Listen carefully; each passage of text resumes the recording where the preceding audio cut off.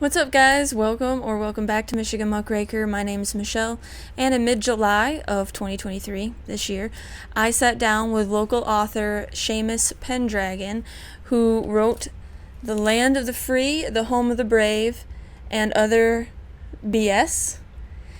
This book came out last year, 2022, and it shares a compilation of negative trends that are occurring right now, unfortunately, in America, through the lens of a libertarian. Both Seamus and I started really questioning the government and their intentions when we were in the military. He's prior Navy, I'm prior Air Force, so there are some differences there, but overall, I thought the conversation was really fun. I enjoyed it, and I hope that you will as well. We discuss war, we discuss Trump, Big Pharma, and more. Before I get into it, I want to say thank you to Seamus for my copy. I do a lot of research, and I still learned something from this book, and so I love that. Thank you very much. I also wanted to give a special thanks to the owners of Flying Bear Books in downtown Newaygo, Crystal and Eric, for allowing Seamus and I to have this discussion in their bookstore. So if you do hear some stuff in the background, I'm not that great at editing. I didn't know how to take it out, but you can still hear our conversation very well. And so, again, thank you to Crystal and Eric, and thank you to Seamus.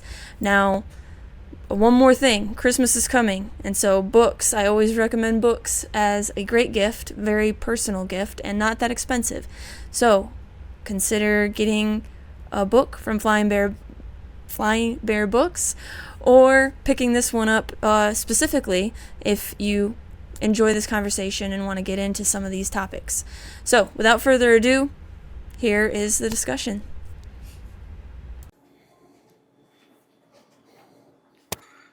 All right.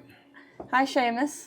How are you doing, Michelle? I'm excellent. Thank you very much for talking with me. I read your book, and I really enjoyed it. I thought that it was a good mix of both facts and some of your ideas.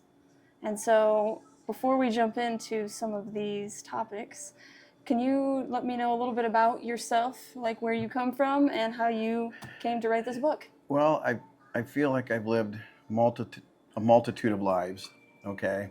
Seems like at every stage in your life you learn new things. Through the course of my life, I've worked in labor, I've worked in management, I've been in the Navy, I was in the National Guard. You see a lot of things, you hear a lot of things, and if you're aware and you're observing those things that are around you, you see things more clearly maybe than people that aren't as adept in that field. So I'm not an expert on military affairs, but I can see that what we're doing militarily doesn't really jive with the whole idea of a defense force. A defense force is something you use to defend against attackers, and I think that we have a military that's more geared towards the attacking. And when I joined, it was this romanticized idea of colonial America and the preservation of that freedom that I identified with, that we were brainwashed with, conditioned with through the so-called education system. And so much of that is wrong. And that's what I tried to set straight in the book. A lot of the things that we're told over and over again just don't add up with what we're seeing. But I think people are operating under a sense of hypnotism almost, because how else could you not see what's going on around you? Yeah, I call it a spell. I read a lot of fantasy novels, or at least I used to, and a spell is what it seems is upon the nation and the world, honestly. Yes, especially in the Western world, I think. And we're starting to see it unravel before us. You know, they talk about, and I talk about that in here, the nation is more divided than ever. I disagree with that. I think we've always been a divided nation. It's just during times of division in the past, we've always been able to work through it. They could compromise. And it seems like we're in the age of no compromise. Like, it's all or nothing. And whatever party is in power, you might just as well have a one-party system, which I think we have anyway. Would you agree? Yes, a uniparty, so to speak. Two different arms of the same group. Yes, and they just they're what I think is two different dogs that are working for the same shepherd, and that are corralling the sheep one way to the other depending on what new big government measures they want to implement. They use the whole left and right thing as a battleground stance, but there is no left or right, in my opinion. Right now, and however you feel about Donald Trump is your own personal opinion, but anything that Donald Trump is to do right now is far right. And anything Biden does is far left, right? Even though they might be right-wing measures that he's implementing, he's considered far left, and everybody in that party, that group that finds the right disdainful, hates that type of stuff. But if their guy is in office doing it, it automatically becomes left-wing, and they support him because that's our guy. Right. Which I don't understand, because Biden wasn't their guy. It was supposed to be Bernie Sanders. Right. And Bernie Sanders cut his own throat, I think. Yeah, you wrote about that in the book, which I appreciate, because it was, I can't say shocking, but I couldn't believe that everybody wanted Bernie on the Democratic side that I talked to. And I was down in Gulfport, Mississippi, working at Starbucks. So there was a lot of people that were very liberal, or they were on the Democratic side, and they all talked about Bernie, Bernie, Bernie. And then when Biden became the nominee, I mean, how much more rigged can it be? That I think that's the thing that gets me the most, is that time after time, and I'm not, and I did I put it in here on Bernie a little bit? Yes. I did, right? Yep, you did. Bernie, I wasn't on board with all of his ideas, and he always seems way too angry to me, right? He's always angry, but give him a chance. Give him a chance to run. But time after time, he got the rug pulled out from underneath of him, and yet he still stayed loyal to the Democratic Party, and he still endorsed the candidate. Now, let me say this, too. When Biden got his endorsement by Representative Claiborne, I think it was, to me, that's a travesty, because Biden probably worked harder than any Democrat that I can think of to implement draconian drug laws during Ronald Reagan's war on drugs, which is a war on Americans, by the way. That's all it is. It's just a war. Every time they call a war on this or a war on that, it's a war on Americans. So you have a guy, Joe Biden, that probably put more young black men in prison because of the stringent crack cocaine laws that he made sure were in there. Truth in sentencing, all this long-term draconian punishment for using drugs. That was Biden. And then you have this black representative that comes down and endorses him, and that sealed the deal for him throughout the South, right? That was his land. That was the momentum he needed. At least that's the narrative. That's the narrative. And I just don't understand how this guy could get up and endorse him. I mean, I don't know what was said behind closed doors. Because some deal was probably made. It was the 11th hour, right? When they finally got the, okay, go ahead and endorse him, because it looks like Bernie's going to do something here, right? Yeah. That's really what it was looking like, was Bernie was going to take it. Yeah, I thought so. And I wasn't for Bernie, and I'm, again, political atheist here, but I thought that he was a shoo-in for the nominee. I did too. When he got pulled, I was like, well, I mean, it's just more proof of what I thought the entire time. I thought, what a dichotomy, so to speak. What a complete opposite. If Bernie Sanders was to get in there and he represents a new look for the party, where's this thing going to end up? I was kind of excited to watch it. and then we get what we get. Right. So, yeah, then the question is, why exactly was Biden chosen? But what do you think about 2024? Do you think it's going to be Biden-Trump? If Biden is still alive and Trump isn't in prison, yeah. That's the choices you got, America. And, you got more choices than that, but that seems to be what people are stuck on. Yes. There are other party candidates out there that you can vote for. And I'm so tired of hearing about people talking about wasting a vote. Well, I don't want to waste my vote on that Libertarian, or I don't want to waste my vote on the Green Party. Haven't you come to the conclusion that you're wasting your vote voting Democrat or Republican? Right. You know, it was Einstein that says you keep doing the same thing over and over and expecting different results. That's insanity, right? Yes. And that's what we keep doing. I agree. We definitely need a change. A big change. Yes, and not just, mouth change. Saying, that's another thing you brought up, was Obama would talk about change, Yes. but he never talked about exactly what kind of change. And nobody asked him. Right. The media didn't challenge him. All of his worshipers didn't challenge him. And that's how I look at it anymore. Anymore in a political arena, I call it man worship. And it's been going on for thousands of years. And it's still going on. It's just getting elevated. And when somebody makes a decision that this is the candidate that I'm endorsing because they embrace all of my ideas, that's a little concerning. How can you have one person embrace all?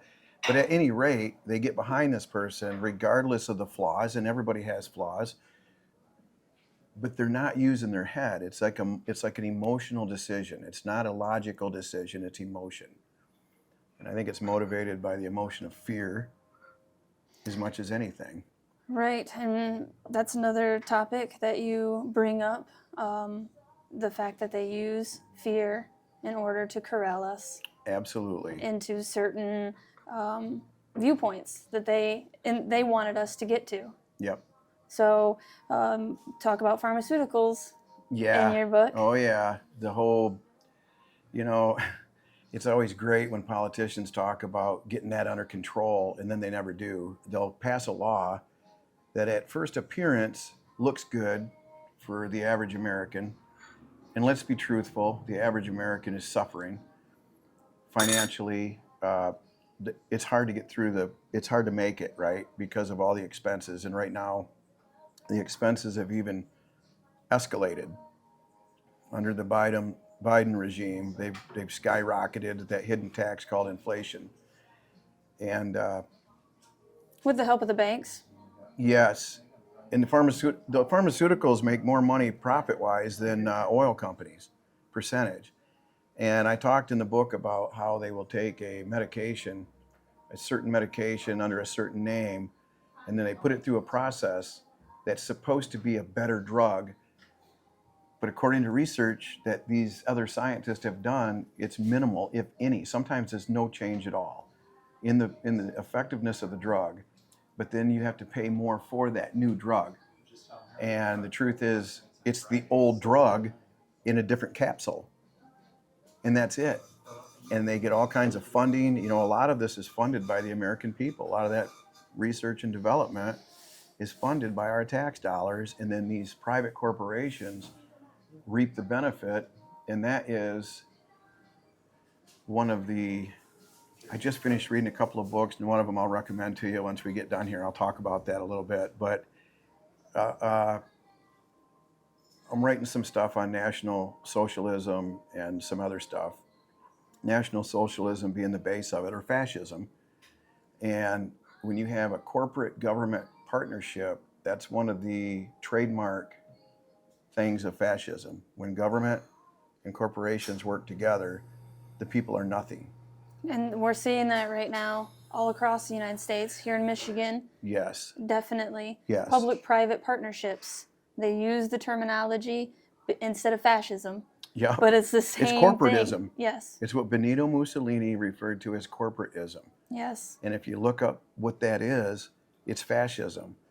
And I give the tenets of fascism in the book, and everybody thinks that fascism is only built on the blueprint that the Nazis had, and that's not true. There were fascist countries all across Europe.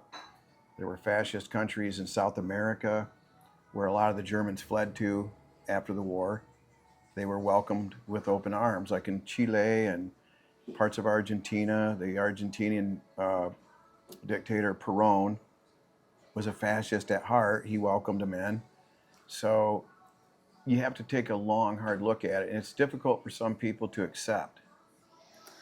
Don't you agree? I mean, when they say, oh, we live in a democracy and we're free, and if you're the person that points out that it kind of is a democracy. They voted in Germany too. They voted for Hitler, and then the voting stopped. Remember? Mm. But Germany operated under a fragmented system that I'm telling you, when you read this book, it's going to blow you away. But the way that they set up their economy was fragmented, with private ownership dictated by the government as to how they conducted themselves. Private property, but the government had supreme reign over that property for whatever needs they had. Right, so that's not private property then. No. So, and it's looking more and more the same here, unfortunately. I mean, eminent domain, the government can take your property for public use as long as they give you 125%, which money, That doesn't always replace sentimental value, or people that have lived on a farm for their family's been there for 150 years. Like the issue you're talking about up in northern Michigan with the Goshen plant, that's just running ramshot over the people. Now the government's role is to protect the people from foreigners. Right, but now our government is inviting them in and spending our money by bribing them to come. Yeah, and I don't want to get on the whole, I think they use China as a scapegoat for their lack of good policies as being a boogeyman, because I don't think China is the boogeyman. No. But at the same time, now I'm going to say this, I'm just going to say this on it, and then if you want to move on, we can. But I've written my representative in Congress on this, and I haven't heard back from him. I've written to the Republican representative at the state level, Luke Meerman, and Rick Outman, the state senator, and have not heard back on. But my question to them was, I want you to answer this question for me. Is China the enemy, or is America involved in a propaganda campaign to convince people that they are the enemy? Because if they are the enemy, in all of my reading, and I've done a lot of reading, I'm a history nut, I have never seen in the history of mankind where they knowingly and willingly invited the enemy into the castle walls. The Trojan horse was a fine example of unknowingly doing it. Right. But to know that the enemy is in the horse and you're bringing them inside, that just defies all kinds of logic. And we're living in an illogical world, but that doesn't make any sense to me. Well, it only makes sense if the people inside the Trojan horse are working with the people in charge inside the castle walls against their own people. They're traitors. Right. Right. There's no other way to put it. Right. There's no other way to put it. We're operating under what I duress. view. Yeah. It's a failed form of government. Yes. Right now it is a failed form of government. And part of that is, I believe, when you look at the number of people that each representative has underneath of their district or whatever, it's hundreds of thousands, sometimes 1 million people for one representative. That's not effective anymore. Right. That's just not effective anymore. And with the age of the internet, it doesn't have to be this way anymore. We each can have a voice. Yes. Which is very powerful and very dangerous to the system they're trying to create. It is. And I saw a podcast that you were doing, and you were talking about, I'll put it in my own words, probably a parallel society. And I've seen that in other places, and I'm an advocate for it. I think when we lack the ability to completely overtake them, because now anymore a political run is so expensive, the average person can't do it unless you have backers, right? People with our ideas don't get financial backers because we're talking about dismantling the system, and it's the system that pays these people. There is a danger inherent to that parallel society, though, because the people we're trying to dismantle pass laws that could really hurt somebody. You know what I'm saying? Trying to live in that parallel society, you can do it, but that takes a minute to build a support system too, doesn't it? Yeah, and I got that idea from The Power of the Powerless, which was written by the Czechoslovakian first president after they broke out of communism. Okay. And so that's how they did it in their society, is basically they went underground with their ideas until it became mainstream underground, and then it flipped. Yeah. And so then that's how they combated it, because going directly against the ideas is almost impossible, it It seems. is, because there's too many people that agree with it. Or that won't look at facts. It doesn't matter what facts you give them. It's comfortable for them. Yes. It's like there's a thing called the 5 Monkeys syndrome, if you've ever heard of it. Refresh my memory. I think I have, but The 5 Monkeys syndrome is when this is an experiment that was actually done, and this is a snapshot of the American people. Okay, you take 5 monkeys and throw them in a cage, and there's one keeper, and he takes care of the animals every day, and they get to know him, and he gets to know them. And then one day he puts a special treat up on a ladder, oranges, bananas, whatever their favorite food is.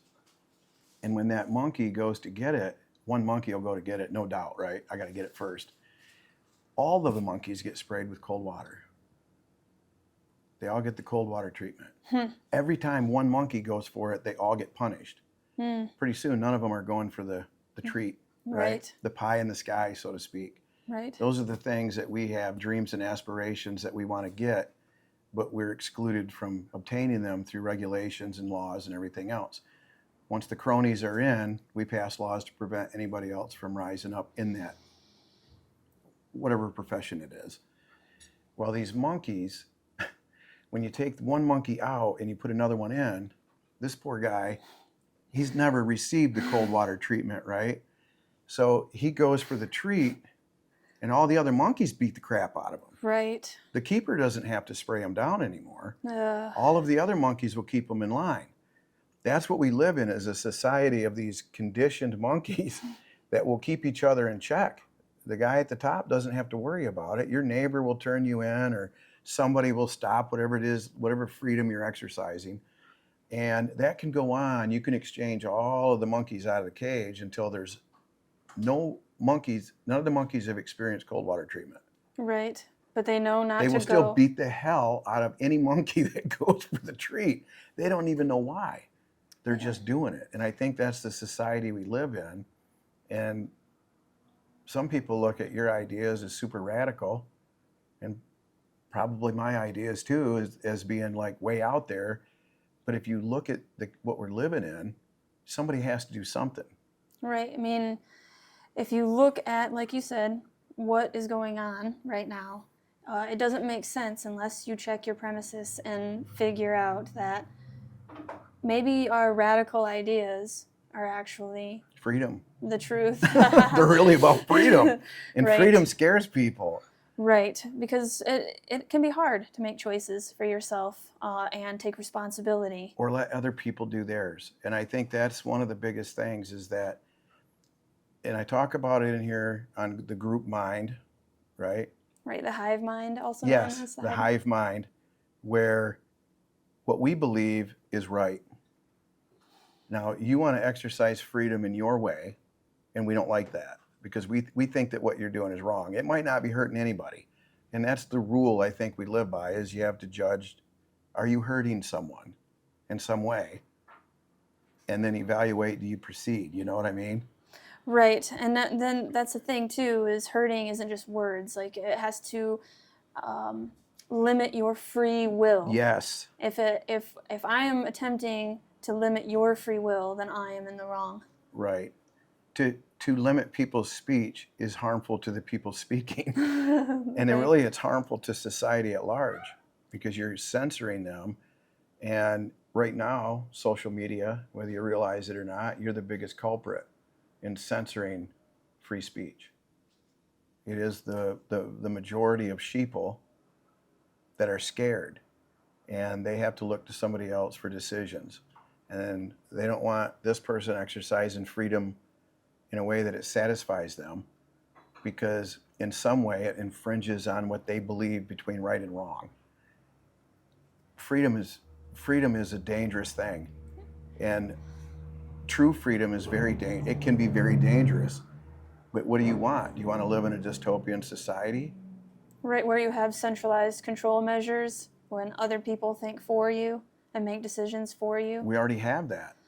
Yes, but it can get worse. Yes. So I definitely like that you are going down all these different rabbit holes in your book, and giving a mix of the facts and your ideas. Thanks. And we come from similar backgrounds as far as being veterans, and that kind of shaping how we view the government, Yes. and whether or not it is in our best interest to give them more power or less. And I think that some people confuse, like, I know that sometimes when I'm writing things, it gets taken wrong, like supporting the troops doesn't mean funding a war. That is not, that is not supporting the troops. Supporting the troops is telling your congressman or congresswoman, you'd better not fund this war and you'd better bring our people home because this is a useless war. If they had done that in Afghanistan, if they had done that in Iraq, it wouldn't have gone 20 years. But instead, people have this confusion that if I say, stop the war, I'm somehow not supporting the troops. That's the furthest thing from the truth. Right, you're supporting them to the max because you want them to live. Exactly. And not die for some stupid cause, for Halliburton. Or some bankster war. Exactly. The bank, I think I put it in here, didn't I? I think you did, yes. That there's only a few people that make money. There's only Yes. a few people it benefits. It's the arms dealers, which never stop making weapons to kill people. And it's the banks that loan money to fund the wars that get paid in interest. Yes, you're right. And I learned another chapter in this book is all about the money. Mad money is what it's called. And money is obviously very important to the psyche of human beings right now. Yes. And a lot of people put profit over people. Yes. And that is what we see in every single war that we've been in since 1913 at least. Yes, I agree with that 100%. It's all about profit margin. It's all about keeping the machine running. And when you have a industrial military complex as big as it is, if you start cutting back, then they have to cut jobs. Then their ability to create weapons is diminished. That's the whole argument. If we don't keep this thing going, then we won't be able to ramp up production and we won't be able to compete. We spend 20 times more. I put that in here too. We spend 20 times more than the closest competitor in arms. We spend more than China, Russia, England, France, all of them combined on weapons. We've got 800 military bases around the world. Is that in defense of our nation? It doesn't seem to be that. It seems to be a different agenda, and I think it's world domination. It's world domination. Yeah, being the world police. It's New Rome. Yes. That's how I look at it. We're seeing the fall of it. Yeah. Right now. It's happening right before our eyes. You're seeing it. And 50 to 75 years, I think, and 75 is pushing it, we will still be here as a country. All of the great empires still exist in one shape, form, or another. We will just be a shadow of what we are now because we will be bankrupt. We're already bankrupt. And we won't be beating the crap out of people everywhere. So guess what? It's going to matter. It's going to matter that you have not enough money to pay for what you've borrowed. And you're not doing the bank's bidding, because I believe that's what we are. I think that's what England was for a long time when England was a global domination, right? The sun never set on the British Empire. And it was all funded by the bankers. Right, which is who I think, as far as I can tell, is the highest in the pyramid of power. Oh, yeah, absolutely. It's definitely the banks. Now, that's not to say there's not something behind the banks, but I haven't been able to find that wizard behind the curtain. It's the ultimate. I put it in there. I think it was Amsel Rothschild that said, if I control the money, let them control everything else. I don't care. Right.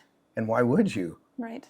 When you have the Federal Reserve, and a lot of people believe that the Federal Reserve is a part of the federal government. It's not. It's a cabal, a cartel, you could call it, of international bankers. So you have international bankers who determine our economic policies. Yeah. right? Mm-hmm. Or our fiscal policies. You know, the government supposedly controls the economic policies, but they really don't, because it's all dependent on whatever the banks will allow them to do. And right now they're willing to loan them all kinds of money to create terror around the globe because somehow it's benefiting them. Otherwise they wouldn't do it. Right. Well, they're definitely flooding the market with US dollars, or they did in the last few years. And that has demolished the dollar. But where I sit, my radical ideas are that it's a controlled demolition. Yes, it is. And you can't bring about a new world order or one world government without No. Collapsing the systems, the many different systems that you have in place, and bringing about kind of like the Twin Towers. Unfortunately, those two towers collapsed, and in their place came one. Yeah. And it's very similar to what's happening now. I kind of refer to it as a passing of the baton to China. I really do. I look at it as a passing of the baton. We've invited them in here. They own like 150 billion in assets in the country. They own a tremendous amount of farmland in the country. This thing at Goshen is not anything new. It's just the people finally stood up and said, we don't want this here because it endangers our water, and you're going to take all this land from people that have lived here for 100 years, and we don't want it. Other parts of the country, it's been a very quiet event. Have you heard any protest anywhere else?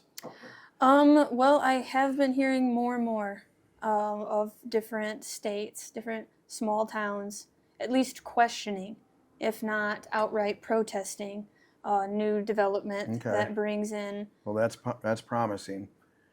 So people are starting to wake up. It's unfortunate that it's this far along.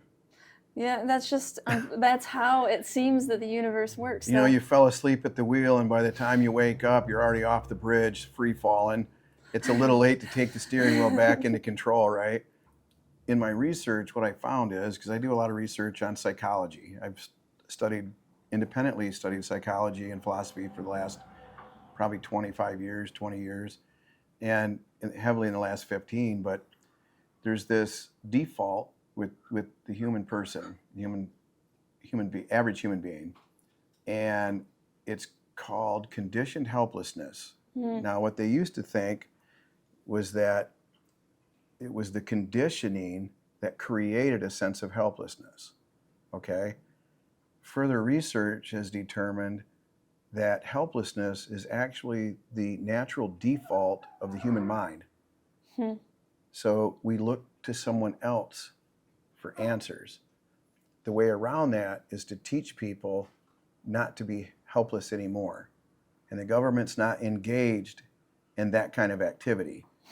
So it falls on people like you or me, whether through podcast or books, to get that information out there, and people can do with it what they want once they get it. But we have to get it out in a way that they're going to read it or watch it and get something out of it. And maybe over time, you're seeing more and more of it. I would say this, to give your credit, generation, and the millennials take a lot of crap, you know what I mean? You really do, and some of it you deserve. Hey, you guys raised us. Listen, up there, I know. My generation did raise the millennials. And I'm saying that there's some aspects of millennials where, yeah, God, you know. But I actually applaud the millennial mindset on a lot of stuff, because it doesn't necessarily believe that I have to hold true to these age-old traditions that are not beneficial to mankind, right? Yes. You guys have made kind of this point where, you know, that's really not important. Now, the people that find it really important are perturbed, right?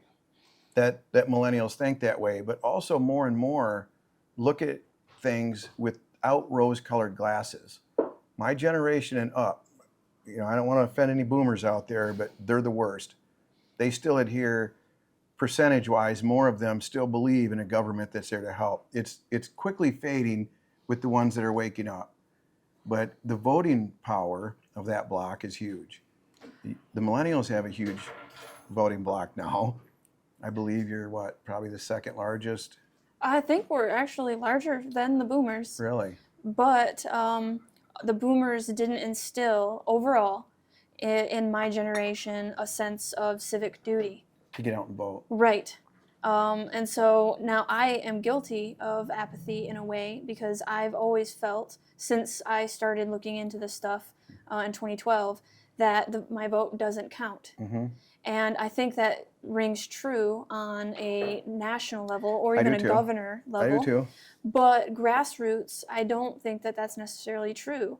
And if grassroots on up changed, if millennials on down got more involved, Gen X too, we always forget Gen X. That's me. But Gen X needs to The get do-nothing involved generation. and not be apathetic, try, but at a grassroots level. And here's the other thing I'd add to that. She talks about voting, and I would encourage people to vote with their money. This is the most instrumental vote that you can do, period.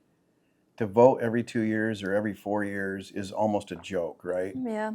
Because the party decides who's getting in there. You've only got limited options, and I don't vote for either one of those. I vote for an off party because I don't support the ideals of either one of those platforms. There's some good in each one of them. Yes. Don't get me wrong. Yes. And there's some candidates that run that are good, but the problem is once they get in, it's all party politics. Right. That way they Individuals can't don't do matter. anything. Yeah. But if we vote with our money, if you actually decide that where I spend my money is going to matter, you can change the face of the country if enough people get on board and support good causes. And I mean, when I say good causes, I mean good companies, good businesses, small businesses, the mom and pop shops, these box stores, these corporations are the bane of humanity. They are the bane of humanity. Corporations get all of the benefits, right, of government. Yes. And we get what's left over. I mean, this Goshen thing, was there hundreds of millions of dollars being given to them to build this plant? What if they gave that money to the individuals? What if they told them, give us a business plan and we will set you up?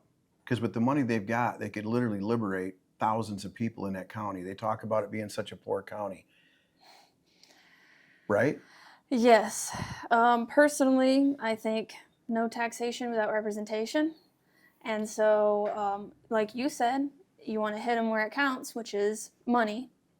Mm-hmm. So obviously it's going to take all, or at least 70% of Americans to stop giving money to centralized power that is using it against you and me, using it against us. Yeah, it's a war on Americans. It really is. And it's time for, and it's not just here in America, it's Europe, Germany, it's the governments versus the people. It's the Western societies, and I mean the other ones have already been there. You know, the Chinese government doesn't have to tell their people that they're free or that they're working for, they know that they're working for the government. Right. They are a collective society, and that's what we are being turned into. Yes. Is that the benefit of all overrides the benefit of the individual. Yes. And I think I put in there, if we took care of individuals, wouldn't society benefit overall? But that's not what they're selling it. No, and because that's not what gives them power. Right. And so it's easier to move a flock of sheep than it is one or two. Right, each individual sheep. Yep. And so I think that is the biggest danger of China, is their method of government is being idolized by our government and Canadian government. Jesus, especially during the COVID thing, they just lauded what China, look what China has done. Right. They kept praising China, locking everybody down. If that isn't a red flag, I don't know what is. Right. Yeah. Well, you know, in that book that I just finished reading, and there's excerpts from different writings of these German leaders, they said, Hitler hated communism, but at the same time, communism and fascism are very close. They're like first cousins, right? Mm-hmm. And one of the leadership of Germany stated that we are brown on the outside and red on the inside, so that they were interchangeable. Those ideas are interchangeable. It's just how those are carried out that differs. But totalitarianism is really what the end result will be. And if you're not affected right now by it, don't wait until you are, because then you might not have the option. You might be on a train headed out to one of these FEMA camps. Have you ever heard of Oh them? yes. Oh yes, I've So heard. there's FEMA camps that have been built that hold 10, 20,000 people, these old Air Force bases and stuff that have been shut down. And you have to wonder when, not if, but when they'll make that move. And then when will they paint that segment of society as being detrimental to the benefit of all? And in one voice, like a chorus, they will all sing the praises of government while they're loading everybody up and taking them away. Yes, and it will unfortunately be order out of chaos. So the chaos comes first. Yeah. And that's what I foresee, unfortunately. I don't want it to happen.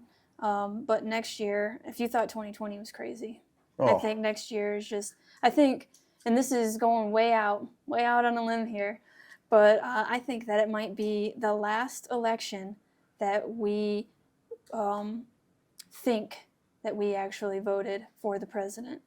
I think it's going to be such chaos that the next election in 2028, it will not look anything like it has. It could be stopped if the people will start thinking, but I think they'll be driven like sheep in front of a sheepdog by fear. And you've seen how volatile it got and how hateful it got this last cycle. I couldn't believe it. There's people that have dissolved friendships, of long-term friendships. Family members Yes, won't talk to each other anymore. It's ridiculous, people. This is absolutely ridiculous. If it's come to that point, you have to ask yourself why. Is it really that important in your life? How much change occurs when your guy is in office for you? We can say that certain policies definitely affect us in a positive manner. But when I saw what I saw during the inauguration, my stomach turned. You know what I mean? Yes. If you've read enough history, you know what that was. It was an incitement to a coup. I watched Trump, who I thought had good policies. I didn't really care for the guy, but he had good policies financially. And that was it. But that seems to be the only thing anybody cares about. Right. I mean, I question that as well, especially because Trump was still in all the way till the end of January. Yeah.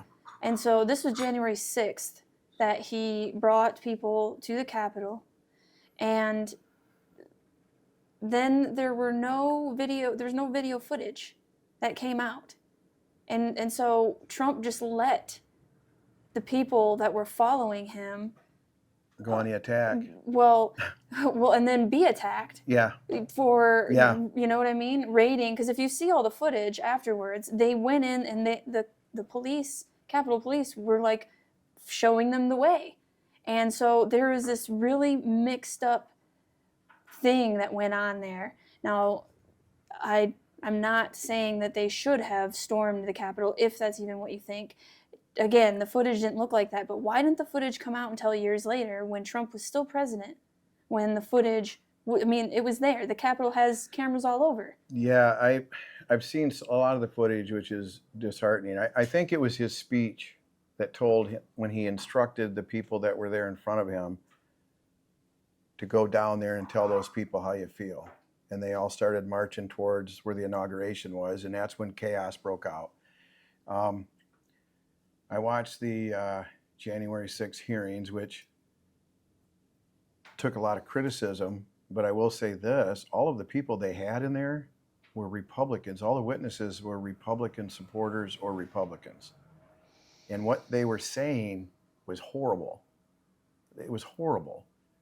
See, I did not watch that because I am a skeptic to the max, and I thought it was all just theater. Well, I think some of it was. I'm not going to say that it wasn't. Look, anytime you've got this kind of thing going on, there's people trying to score points in some fashion, right? Because it's politics. And look over here instead of over here. Right. I will say this, though. The testimony that was given by the witnesses was very damning, incredibly damning. When the crowd was chanting, "Hang Pence," and they got a hold of Trump, his main guy, can't remember the guy's name now, his assistant was right there. She was the one testifying. And he's on the phone with Trump telling him, you need to call this off. they're threatening to hang Trump, and his response was, Pence deserves what he gets. That's cold, man. That gives you goosebumps, man, when you hear that. And these aren't left-wing conspiracy people out there trying to bury Trump. These were people that worked with him right up until the end, before they resigned, right? Because they didn't want to be associated with what was going on. So the problem is you have millions of people that are married to this guy psychologically. The ideology that he carries with him, they're so attracted to it that they won't ever give up.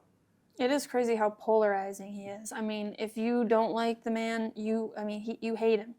And if you do like him, like he's going to save America. That's what it feels like. Yes. Yeah, And I feel indifferent towards him. Yes. But at the same time, I know exactly what you're saying. The two factions, primarily, there's ones that just, no matter what he does, he could literally shoot somebody dead in the street, and he did it for a reason, right? Right. No matter what the reason was, it was a good reason.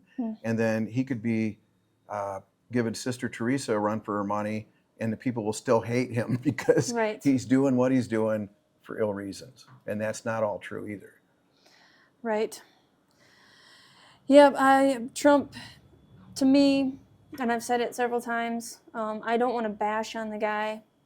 I know a lot of people that watch do like Trump, and I respect people having a diversity of ideas. But myself, I think he's definitely part of the script. I think they all are. That's the problem. Right. Is that it isn't just Trump, it's Biden's playing his role too. Yes. And Trump's role was to have a good economy. And Biden's role is to collapse the economy. Yes, and I think between the two of them, what happens is people are rooting for one or the other. But what happens is, in the course of this, you get more extreme laws passed, right? Exactly. So, bigger government. Yes. So what happens is each time the person that's in there that has a majority of people, they can get whatever they want. And if the people are afraid of what Trump brought to the table, and he did a lot of good for the America, he did a lot of hurt too. But what happens is there's that problem, reaction, solution. I talk about it in the book. You create a problem. You already have the solution in your mind, but you create a problem that the people demand gets fixed. And then you offer up the solution, an already prearranged solution. And I think it's going to be coming down to more of a long-term leadership by one group or one person. You understand what I'm saying? It's like, we don't like this back and forth thing anymore. And we'll put up with whatever draconian laws this guy passes or whatever wars he drags us into. Just don't affect my experience at the mall or what I get to put in my stomach. Or my internet. Exactly. Exactly. It's some of the most basic, simple things will motivate people because if they're afraid of losing it, they will do almost whatever they have to. And we're getting further along into these. I don't want to offend too many people. If this is you, I guess you can be offended. If this doesn't apply to you, then don't be offended. But if you're a thin-skinned groupie that's always looking for somebody else to show you the way, they're going to show you the way. Right. And if you're easily offended, they're going to put you in this little group all by yourself or a big group all by yourself. You don't have to be offended by these people anymore. We'll eliminate them.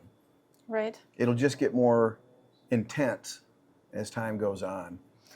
Yes, history definitely has a way of, if not repeating itself, then rhyming.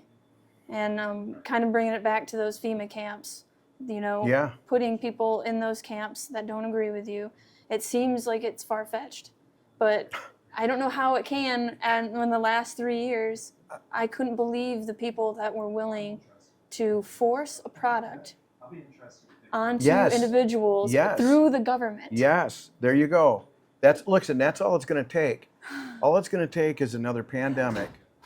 And all of you people out there that believe that because you wore a mask, everybody should wear a mask, or because you went and got a shot, everybody should get a shot. You know what? You go live your life and I'll live mine. I never got a shot and I'm fine. I never understood if the shot works, or if the mask works, don't worry about me. Then I'm taking the risk. Exactly. Let me take the risk. Exactly. That's the whole philosophy. But this could happen.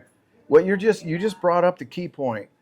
If enough people demanded that people like you and I, who are a threat to society, right? Because we don't conform to what government tells us to do, we're a threat to them. Then round us up and put them in the frickin' camps because they don't deserve their freedom. And that's all it takes, right? Yes, unfortunately. I'm hoping that after this, people that toted the government line will have some self-reflection and Yeah. not do that again in the future. I mean, don't hate your neighbor, ostracize your neighbor because they don't want to make the same choices you do. I think that's pretty fair. Yeah, I heard that the state police, well, they put it out a message on the news. Stop calling us. When your neighbor leaves, stop calling us. This is how hideous it is in this country. Some years back, I was out checking a lake for ducks. My son's an avid duck hunter. So I'm looking on Fremont Lake, and DNR guy was over in the corner. So I come strolling over there, and he meets me halfway in his truck, wants to know what I'm looking for. And I tell him, I said, I want to know where the ducks are. You're the DNR. I mean, where's the flight pattern? Where are they at? He says, I don't know. He says, I've been spending the last 2 weeks busting people for bait piles. I go, baiting for deer was illegal. And I said, bait piles? I said, what are you guys, up in airplanes or something looking for these? And he goes, no. He goes, their neighbors are turning them in. Neighbors turning neighbors in because you got a bait pile. Now that's about, it doesn't get much worse than that, does it? If you'll turn somebody in for dumping some carrots on the ground to shoot a deer that you disagree with, they will not stop at anything. Right. So they'll call. They were calling when people were leaving because they were under the impression that everybody should stay home. Even though the stores were open, you'd have to shop. Right. Although they tried to transfer that entirely to a delivery system to keep you at home. Right. You see that move where they want to box out. you in? Yeah. Absolutely. They're testing it out. Absolutely. It was definitely a beta test Yes. for what they really want to do, Yep. which is, again, climate lockdowns. I'm going to keep saying it on my channel because it is not a conspiracy theory. It is a conspiracy fact. They want to lock us down and use the climate as an excuse. And that can go on indefinitely because it's not based on just Look a how pandemic. clean the air. What did they talk about? Look at how much the environment cleaned up whenever we shut everything down. I know. Isn't that wonderful? Yes. Wow. I know. They say that. And yeah. I'm listening to it going, okay, did they do this to clean up the atmosphere? Or did they do this to see how we would respond to government impositions? Both. Exactly. It was both. And to think that that's the only way that we can clean it up. I mean, where's the innovation? Well, you made a good point in another one of your podcasts. You were talking about the impositions always come down on the people, but yet it's corporations that are contributing the most to these things that they want to stifle. But they don't talk about restricting them to the same extent they restrict the average person on the street. They're going to change the car you drive, what you heat with. I mean, this is something you don't. I was watching a thing, and it's propaganda. It's Propaganda 101. PBS, the public brainwashing system. I mean, they have good shows on, right? I watch it quite a bit, documentaries and stuff. But there isn't a nature show on that doesn't talk about human-induced climate change, right? Right. Human-induced. As if there's no question there. Right. It's absolute It's at this, fact. and we're teetering on the point of extinction. Yeah. Right. It's using fear. But see, I read this book, this very short report actually, called The Report on Iron Mountain. And it's about the desirability of peace. So a think tank got together back in the 60s to see if peace was even desirable. And they've come to the conclusion that it's not desirable, but they have things to replace war, and one of them is a war on the environment. Nice. And the other one is an extraterrestrial threat. Oh my God! You know what? I put that in the next book I'm writing. Really? Yes, I put in there that the boogeyman. I might have even put some of it in here. That Russia's always been the boogeyman, right? And they have the economy of the state of Texas. It's less than the state of Texas. Take that into bearing, people. We had a Cold War that lasted for decades against a nation whose economy was less than the state of Texas. How do you even justify that? And now we're supporting the second most corrupt country in Europe, right? Right. With hundreds of billions, or at least tens of billions. We're at, what are we at, 40, 50, 60 billion now? Yeah, 60 at I least. know one package was 40 billion on itself. I got an email from Senator Gary Peters lauding the fact that he had gotten $1 billion for the Great Lakes. First time ever that we'd gotten $1 billion in one lump sum. And I wrote him back and I said, take your $1 billion and shove it, because you just signed on to a $40 billion frickin' package to Ukraine. I didn't want to go there. I'm starting to come unhinged on it, because you're doing victory laps because you got $1 billion for the Great Lakes, an area that's responsible for a huge amount of transport, huge amount of natural resources are moved either from the Great Lakes region or through it by ship. And you got $1 billion? We've got more invasive species in the Great Lakes now than we ever have. It's going to require $1 billion just to clean them up, if we could. Right. Not to mention the expansion of the Sioux Locks, which is where most of that billion went. But then you're not going to talk about the 40 billion that you signed off on for Ukraine. And I even asked him, how do you support a regime that knowingly has Nazi soldiers, regiments of Nazis fighting in the army? I don't know if you've seen that interview with Brett Baer. I have not. He asked Zelensky, you can look it up. I just Googled it. And it's a Brett Baer Zelensky interview in which Brett Baer says to him, what do you say to the people that are accusing you of having Nazi regiments serving in your army? Live or whatever, it was on TV, Zelensky says, it is what it is. And we're supporting that. I know. It boggles the mind unless you check your premises and you realize that they're funneling our tax dollars out and going who knows where, and the war is just an excuse to get money out of here and into some other person's pocket. Tax the Americans. Yes. And cut them back. Yes, exactly. And that is a big thing with these globalists. America is the tallest sunflower. And you have to cut down the tallest sunflower for communitarianism, not get all the sunflowers up to the high level that America. Yeah, it's a hoax. The whole thing about spreading freedom around the world is a hoax. Right. Democracy is not freedom. Democracy is cringe. Democracy is what they want to impose around the world because it's the easiest form of government to manipulate, because you can scare the masses into voting a certain way. Right, all you have to do is dumb down 51% of the population. There you go. There you go. With democracy, which is why I am not for democracy. I'm for a constitutional republic. We don't have that. And I'm for free market capitalism. We don't have that. Now, I did go really radical on that in here, and I proposed a confederacy because I figured the republics already had a chance. And a confederacy is very similar to a republic, but the ties are not nearly as tight to the central government.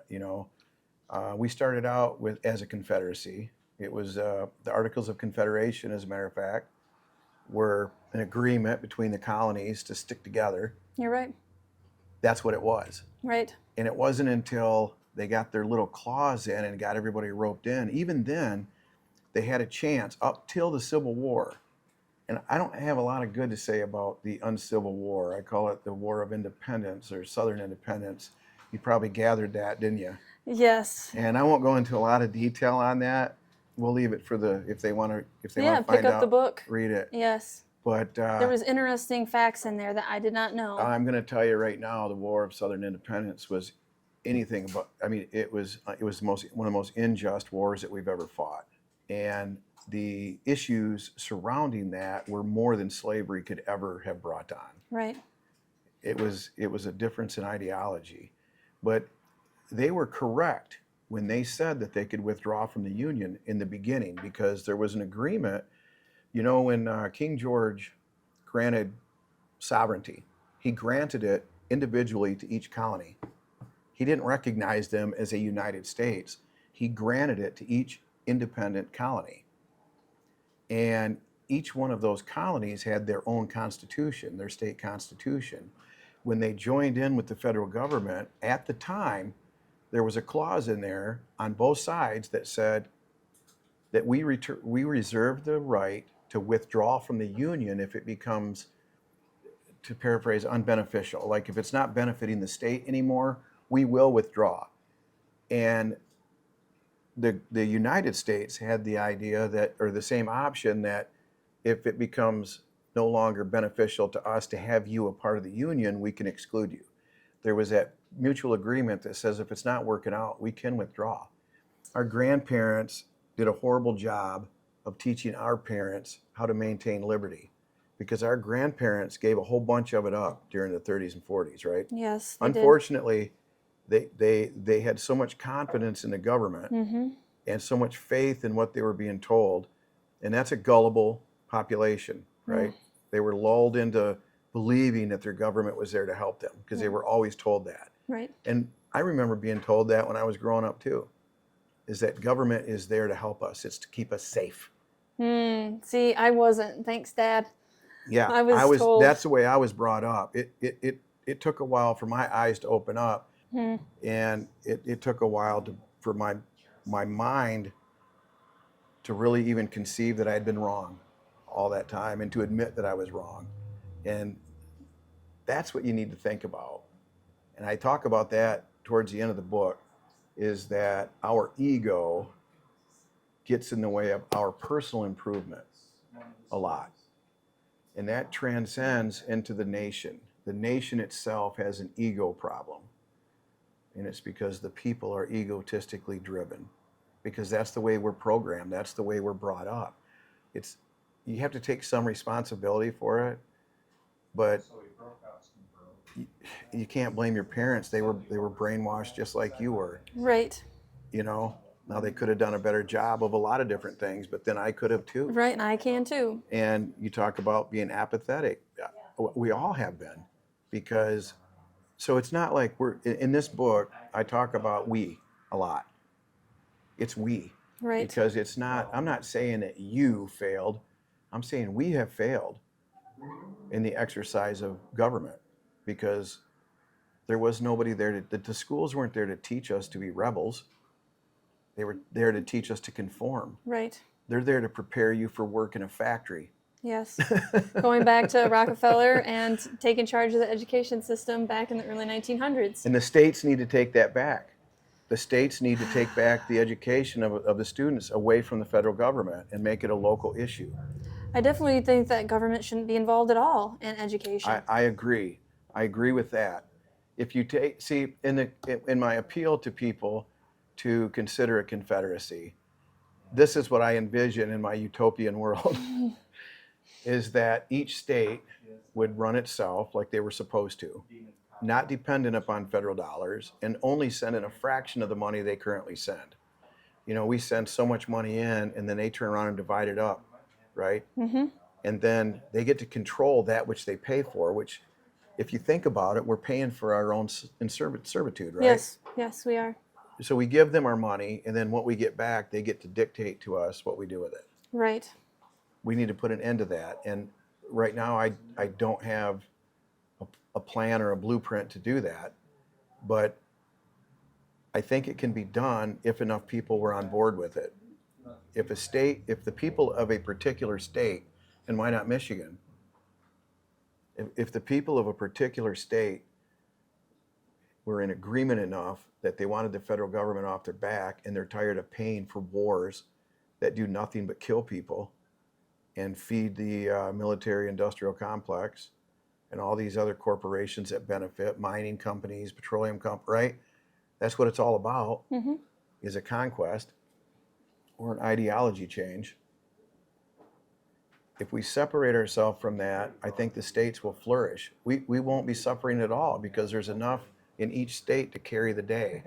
And if one state has real liberal ideas, and that's what you like, you could move to that state and live there and be content, right? If you have another state that's really, I call them tight ass, right? You got this uptight state that doesn't allow anything fun, and you like that, you can move there. I don't know why you would want to, but you could move there. we don't have any fun here, you know. But that was what it was meant to be under the Republic, was that each state would set its own laws. Right. And that you could go to a state and live there, not this federal mandate where they say, this is the national speed limit, Right. right? Yes. Or anything like that. This is the national drinking age. You can go die for us at 18 years old, but you can't have a drink until you're 21. I advocate that anybody that is not old enough to drink is not old enough to join the military. That's what I say. I agree, but the problem with that is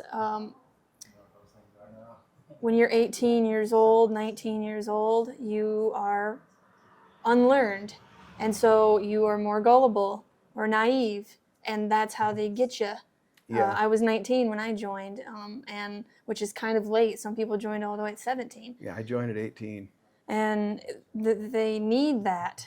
They go to your high school. I remember they were recruiting at high school. And that is because you don't know any better.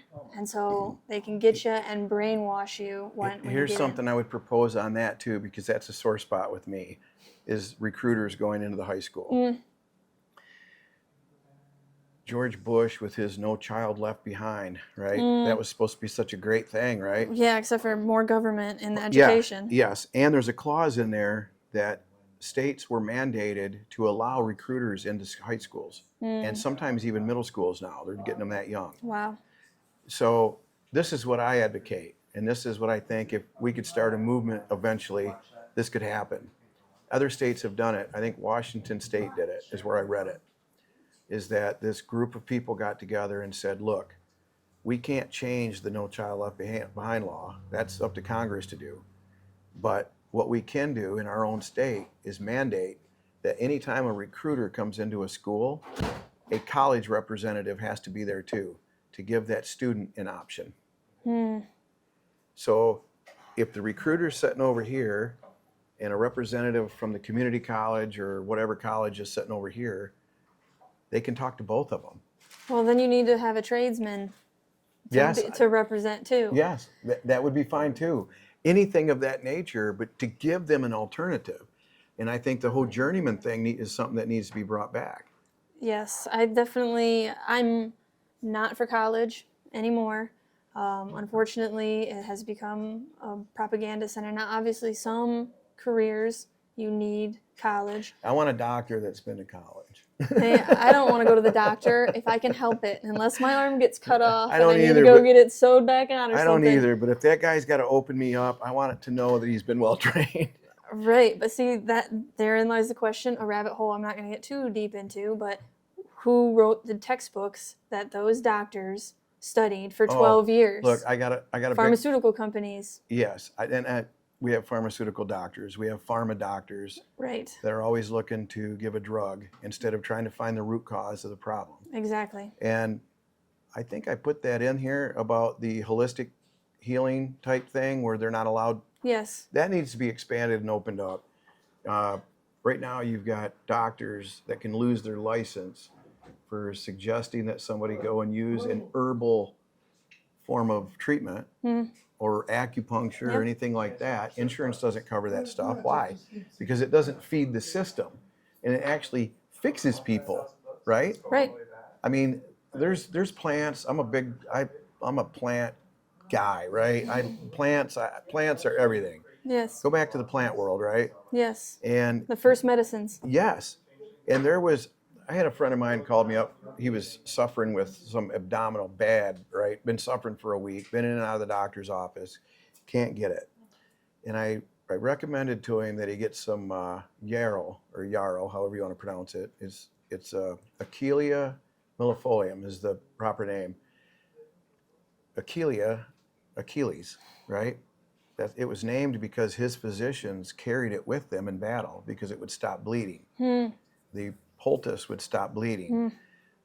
It's also used internally for a number of different issues. Within 3 days, he'd followed my directions. Within 3 days, he was better. And he had to call me up and let me know that this is absolutely freaking amazing. He said, I've tried all these drugs and I couldn't get well. He said, I'm on this for 2 days. I told him to drink it 3 or 4 times a day. And his abdominal problems had gone away. Now, his doctor couldn't fix him, but a plant did. Right.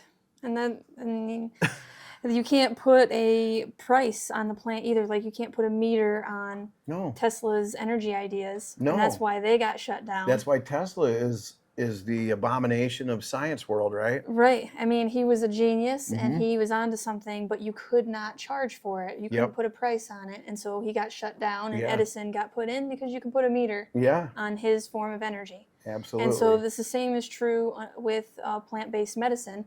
It is way more accessible to everybody, and thus not good for centralized And power. it's polluting, these pharmaceuticals are polluting the aquifer. That's how prevalent they are in people's lives. The number of drugs that we're taking is astronomical, and it's starting to pollute the water system now. You can find traces of these drugs in the water. Yes. Plants break down. They end up in your body. When they go out, they go back in the ground. It's all intelligently designed. Yes. And Yes. what we're doing, unfortunately, is poisoning ourselves Yep. in the name of science. And it's a treatment, not a cure, 9 times out of 10. Yes. And that's by design. Yes, for because money. that's what they make money on. Right. Sure. And so I go all the way back, and I want to talk more about this on my channel, but germ theory versus terrain theory. Most people have never even heard of it until recently. I never heard of it, and I've been down many rabbit holes. But it's germ theory is that. It is a theory, and it theorizes that your body, that germs or bacteria cause disease rather than being a byproduct of a problem that's already exists. Oh, yes. So terrain Yes, theory that makes sense. is you are introduced. You know, in horticulture, they tell you to feed the soil, Right. and the soil will feed the plant. Right, terrain. And if you have a healthy plant, it's less likely to succumb To any disease. insects or disease Right. because it's healthy, it's strong. Right, you don't need pesticides if you have good soil. And I talk about that in here, the fact that the nutrients in a lot of our food has been diminished by upwards of 30%. You do. Because of the soil being diminished, and they're using artificial fertilizer instead of using organic fertilizers. Now, I'm not talking about I believe in, my approach to gardening is integrated pest management. Okay, so it's not completely organic, but it's a minimalist use of anything that you might. I haven't sprayed my garden once this year so far, okay? Haven't had to. You keep everything healthy and strong, and if you're eating something with some wormholes in it, big deal. Right. It's better than eating malathion. Exactly. And a lot of people don't really fully understand that there is what they call a tolerance within the industry. There's a tolerance threshold, and what that means is that there is a certain amount of residual chemicals that are allowed to be in our food. Right. It's okay to eat this much malathion. Right, and who made up those rules? And The how do we know? USDA. Right, well, how do we know But they're good? This is the same group that fought off the guy that had the poison squad. Are you familiar with that? Back in the, it was in the early 1900s, I think, late 1800s, early 1900s, when canned food was really prevalent, and manufacturers were putting stuff like formaldehyde in the food and borax to preserve the food. And this man who worked for the USDA had to fight his own government to get laws passed to protect the people from the poison. He didn't get it passed. They didn't voluntarily do it. He had to go to these groups of women who were part of the suffrage movement. And he saw that, oh, I've got an audience here. These are the people that feed the family, and they care about what they feed their children and their husband. So I'm going to go to them and talk to them. And he had a very receptive ear from them. It was the publicity that they gave to his cause that embarrassed the government enough that they started to implement laws to protect. The USDA is not there to protect the people. They're there to regulate industry. There's a difference. Right. Right? Right, and that's questionable whether they're doing a good job or who they really work for. They don't. It's more about the bottom line again. It's like... they've been captured. So even if they started out as a good idea and were actually doing what they were intended to do, they have been captured in order for companies to do what they will and make that money. Yeah, well, it's that, geez, I can't remember the name of the book. Maybe you know it, where the guy went into the slaughterhouse. Oh, The Jungle? I think that's it. I'm pretty sure. I think that's it. And the purpose of the book was to show the bad working conditions, and it had a completely different effect. People saw how their food was being treated, and actually realized, holy cow, man. Right, but then the problem with that is that government regulation was the answer, Mm-hmm. and that government regulation actually led to a whole host of new problems. So Yeah. we have to be careful when we muckrake, because it was a muckraker, Mm-hmm. one of the original muckrakers, that found that our food, where our food was being stored, was filthy. The bacteria, yeah. It was disgusting. And so they muckraked that. They investigated and exposed some corruption, but then they wanted the government to create regulation, which just made the government bigger. And Roosevelt loved that. So, yeah, absolutely. Unfortunately, the original muckrakers asked repeatedly for more regulation instead of, okay, point out this corruption or this problem and then let the free market handle it. Give them time to find a solution, because the free market will always find a better solution than the government. You know, I was watching a interview with Ron Paul, and I think he said it right, that the last free market is the black market. It's the underground market, because everything else is regulated. Right. Everything. So there is no free market. We don't have capital, it's credit, right? Which is really debt. Right. So the more debt you create, the more credit that's allowed for the banks to loan people. You'll see it all in the book. It's like it's a horrible system for people that can't manipulate it. If you're a corporation, or you've got a fleet of lawyers or accountants or people that know how to work the system, it works for you. But just regular people like us, it's a difficult system. I just now am reestablishing a credit line because I was protesting that whole system, right? Right. But now I realize I can't even do anything unless I involuntarily enter into that system. I have to be a part of that system in order to function. Yep, until we make new ones. Yeah. Until we make new ones. The Silver Society. Have you ever heard of that? No. There's people that, it falls in line with your parallel society type thing. The Silver Society, and I don't remember where I read it, but it was just about people that trade amongst themselves, and they use silver as their currency. Silver wafers, that's what they pay for their goods at, and there's no record of an exchange, and everybody's getting treated fairly because you can go down and turn it in for money anytime, for credit, for paper credit. Right. Right. If you have to interact in the other system, but that's one of the ways you get around. Yes. And they're going to force our hand more and more with the central bank digital currencies coming. If you don't want your activities to be known by the government and then possibly used against you, then you're going to need to have a different form of trade. And it sounds crazy, but it's going to be either you get this digital ID and you're a part of this society that's completely digitized, or you create a society outside of that system and you don't get all the benefits. So, well, yeah, your focus is always local. Yes. Right?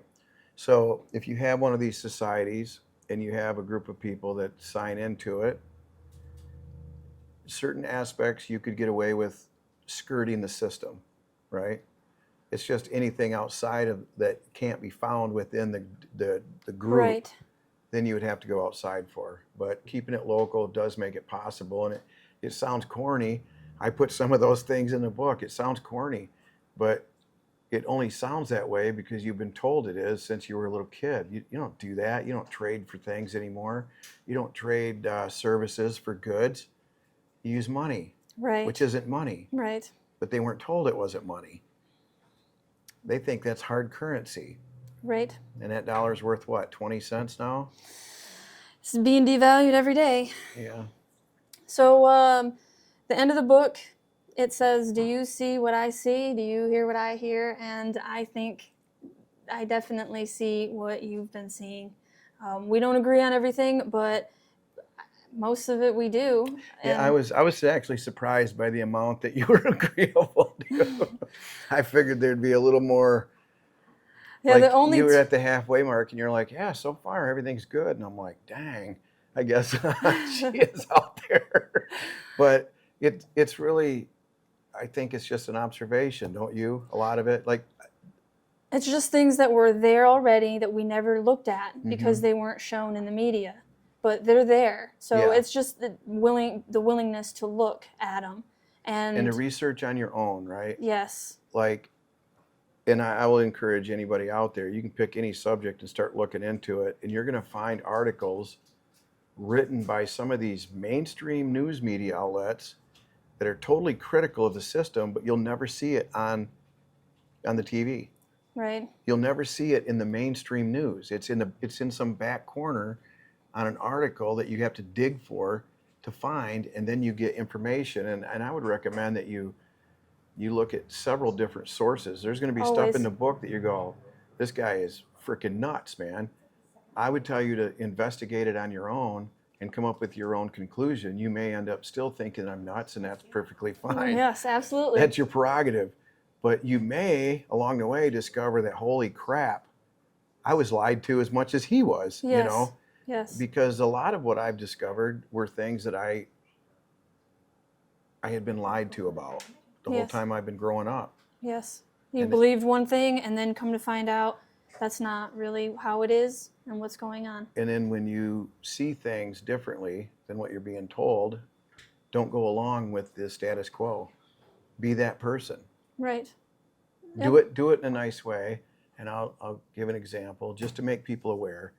I was at a service station, and the kid was talking about how good it was now that we could smoke weed. You know, we got that passed, and I asked him. I said, I agree with you on that, but I said, why did we have to get anything passed? I said, if we're a free people, don't you think we should already be able to do that? And he didn't really know he kind of laughed, and he goes, yeah, you know, I guess we should. And I go, well, there's countries that drugs are not something you get locked up for. Yeah, and I mean, I think that they all should be legal. As you said, a war on the drugs is a war on the people. Yeah. But education, you know, it goes to two-parent households too, and so there are a plethora of issues that we need to resolve in order for our society to get Let's back do it on different. track. You would agree with that, right? Absolutely. And I think that's the premise of the book. Isn't that my ideas will fix the world? No, it's just exposing these ideas that you might not have heard of, these facts. Yes. There are a lot of facts in here, as well as your ideas. Yeah, I give sources because just because they're my ideas, I try to expound on them and then give a source to validate. Right. Now you should look for other sources too. Of course, you never outsource your thinking. So don't just believe either one of us. The whole thing of the book is people think for yourself. If people start thinking for themselves and they're looking at something and they're being told what it is, but it doesn't line up with what their senses tell them or what their mind tells them, look into it because you're being duped. And the more people that start to think for themselves, the wheels of tyranny will start to come off. Yep. Well, there you have it, guys. Make sure you check out Seamus Pendragon's book, The Land of the Free and the Home of the Brave and Other B.S. You can pick it up here at your local bookstore in Newaygo, Michigan, and it's written by a local, so you can't get more local than that. We can tell them that the cover might be changing. Oh, yes, you're right. Yes, the cover. Not might be, it will be. The cover will be changing shortly, so it may not, your version may not look like this, but I'll have the links in the description so you can pick it up right now if you wish. So thank you very much. Thank you for having me. It was a great conversation. Yeah, I appreciate you having me. All right. Thank you guys so much for watching. I hope you enjoyed the conversation as much as I did. If you want to pick this book up, please consider going to Flying Bear Books in downtown Newaygo, or at your local bookstore, wherever you may be, you can order the book. And the last option you have is to click the link down below, and you can order it from Amazon. So thank you guys again for watching. Love y'all. Till next time.